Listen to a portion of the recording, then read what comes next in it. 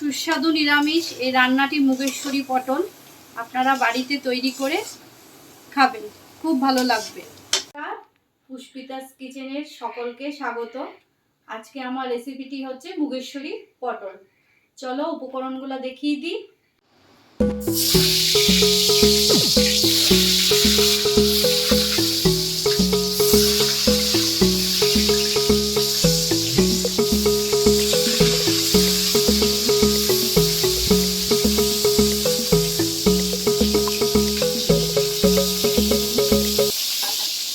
পটলটাকে এবার ছেড়ে দিলাম।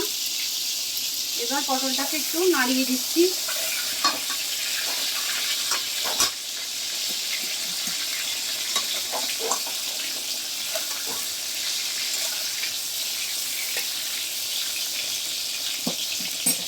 আজকে আমি বানাবো মুগেশ্বরী পটল। পটলটাকে আগে চিড়ে নিয়েছি, ভালো করে চিড়ে দুদিকে চিড়ে নিয়েছি যাতে নুন টুনটা ঢোকে। তারপর তেলটা একটু গরম হলো, তারপরে এটা ছেড়ে দিলাম পটলটা এবার একটু ভাজা ভাজা হোক। তার মধ্যে আমি পটলটা ভাজতে ভাজতে আমি মশলাটা রেডি করে নিচ্ছি। মশলাটায় আছে জিরের গুঁড়ো, ধনের গুঁড়ো, লঙ্কার গুঁড়ো, কাশ্মীরি লঙ্কার গুঁড়ো, আদা, টমেটো পেস্ট। মুগ ডালটাকে আগে ভেজে নিয়েছি, ভেজে একটু ভিজিয়ে রেখেছি। দুধ নিয়েছি, একটু হিং লাগবে। চলো এবার নাড়িয়ে দিচ্ছি পটলটাকে। পটলটা একটু টাইম লাগবে ভাজতে, নরম নরম হবে পটলটা। এই রেসিপিটি খুব ভালো লাগবে নিরামিষ খাওয়ার।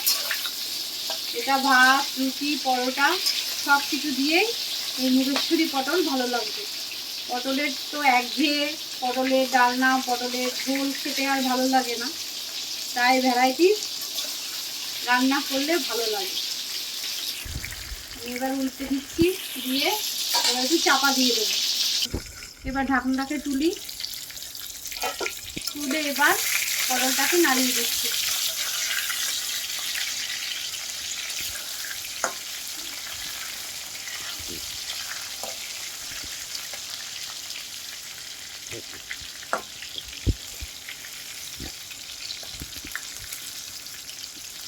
এই রান্নাটা আপনারা বাড়িতে করবেন,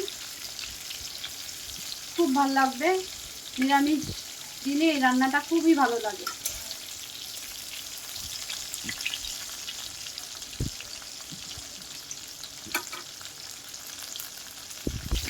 পটলটা লাল লাল করে ভাজা হয়ে গেছে। এবার আমি একটা একটা করে পটল নামিয়ে নিচ্ছি। এই পটল ভাজার এই তেলটা অনেকটাই রয়েছে, এর মধ্যে আমি এবার জিরে দিয়ে দিলাম, আস্ত জিরে, একটু শুকনো লঙ্কা দিয়ে দিলাম, এলাচ, দারচিনি দিয়ে দিলাম,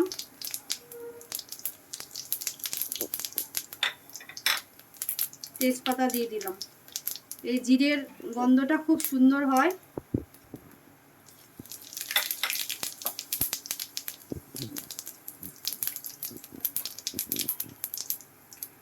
এরপর আমি এখানে একটু হিং দিয়ে দেবো।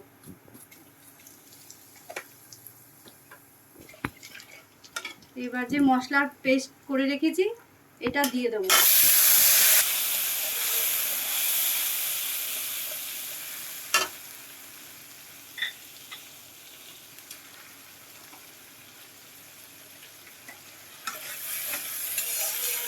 মশলাটা একটু ভাজা ভাজা হয়ে যাক। এবার আমি স্বাদ মতন চিনি দিয়ে দেবো, নুন দিয়ে দেবো।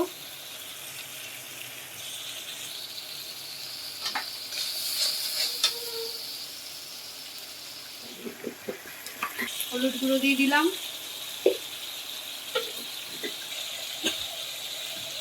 এবার মুগ ডালটা ভিজিয়ে রেখেছি সেটা দিয়ে দেবো।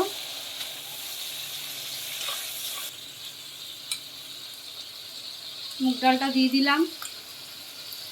এবার মশলার সাথে মুগ ডালটা একটু ভাজা ভাজা করব।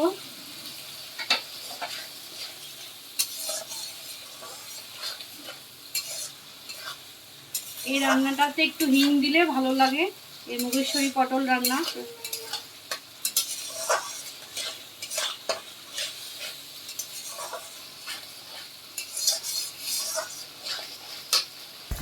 কাঁচা লঙ্কা দিয়ে দিলাম, দেখতে ভালো লাগে।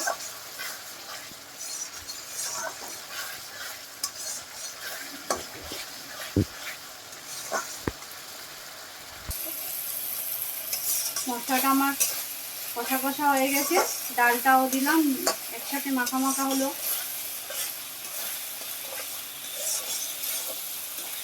এবার আমি জল দিয়ে দেবো, ডালটা সেদ্ধ হবে। মশলার যে জলটা আছে এটা পুরোটাই দিয়ে দেবো।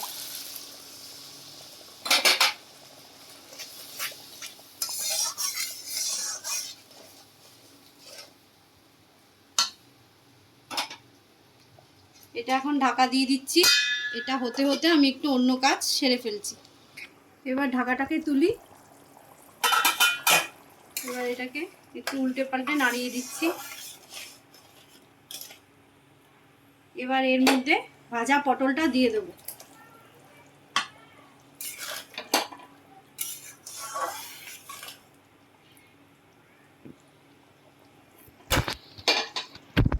এক কাপ গরুর দুধ দিয়ে দিচ্ছি।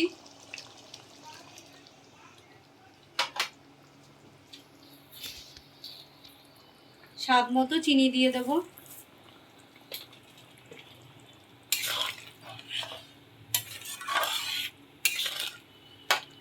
এটা একদম মাখা মাখা হবে।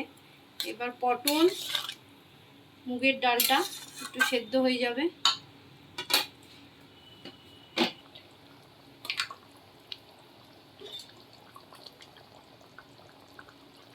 এক চামচ ঘি দিয়ে দিলাম,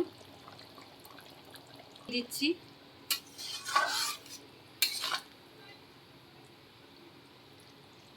এবার এটা একটু হতে থাক। এবার ঢাকাটাকে তুলি।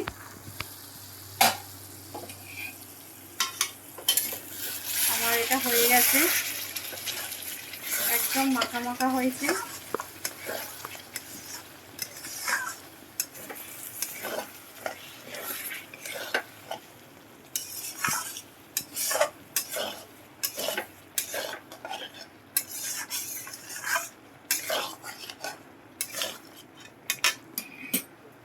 আমি একটু গরম মশলা দিয়ে দিচ্ছি।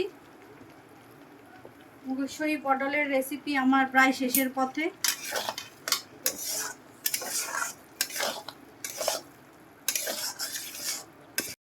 আমার মুগেশ্বরীর পটল রান্নাটি কমপ্লিট হয়ে গেছে। আমার ফেসবুক থেকে যদি তোমরা বন্ধুরা দেখো তাহলে ফলো করতে ভুলবে না, আর ইউটিউব থেকে দেখলে লাইক সাবস্ক্রাইব করতে ভুলো না কিন্তু বন্ধুরা। নমস্কার।